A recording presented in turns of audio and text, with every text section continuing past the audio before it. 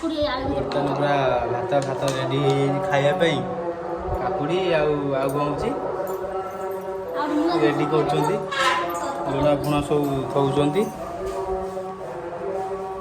ବସିକିନା ଖାଇବୁ। ବନା ହେଇଛି ଭାତ ଡାଲି ଆଉ କାକୁଡ଼ି ଖାଲି କାକୁଡ଼ି ଆଉ ଆଳୁ ଆଉ ସବୁ ପଡ଼ିଛି ଚାଲିଛି ଚକଡ଼ା ଚକଡ଼ି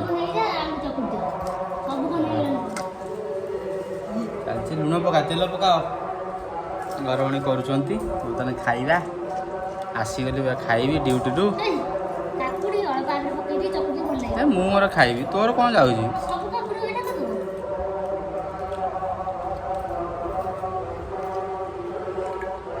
ଫୋପାଡ଼ି ଦେବୁନୁ 2 କିଲୋମିଟର ବାହାରକୁ ଫୋପାଡ଼ି ଦେ। ତୁ ଗୋଟାଏ ଫୋପାଡ଼ି ଦେବୁ ମୁଁ ତାକୁ ବସି କାଟି ଚୁନା କରୁଥିବି ବସିକି। ଲୁଣ ପକା କିଛି ଆସୁନି ତାକୁ କହିବି କ'ଣ କହିବି କି ଦରକାର ନାହିଁ। ମୋତେ ବିଲାତି ଭଲ ତୁ ତ ସେ ବିଲାତି ରହୁନୁ ତା କାହିଁ ନେଉଛୁ ନେଇଯା ତୁ ନେ ଖାଇଲୁ ମୁଁ ତ ମନା କଲି ସଇଲା ଏତେ ବସି କ'ଣ ତୁ ମୁଁ ଖାଇବିନି ଚଳିବ ସେମିତି କିଛି ନାହିଁ।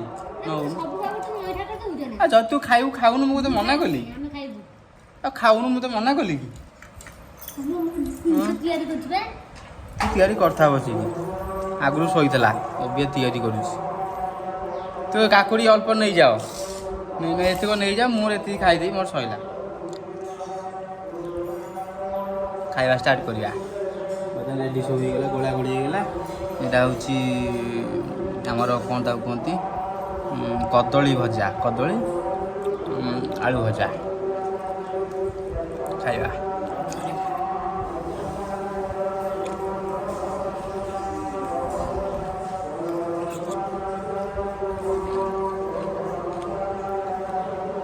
ବଢ଼ିଆ ଲାଗୁଛି। ଖରା ଦିନେ ପଖାଳ ଖାଇବା କଥା ତତଲା ଖାଉଛି ଆଉ ସେଟାରୁ କ'ଣ ଆଉ ଗୋଟେ ବନେଇଲାଣି।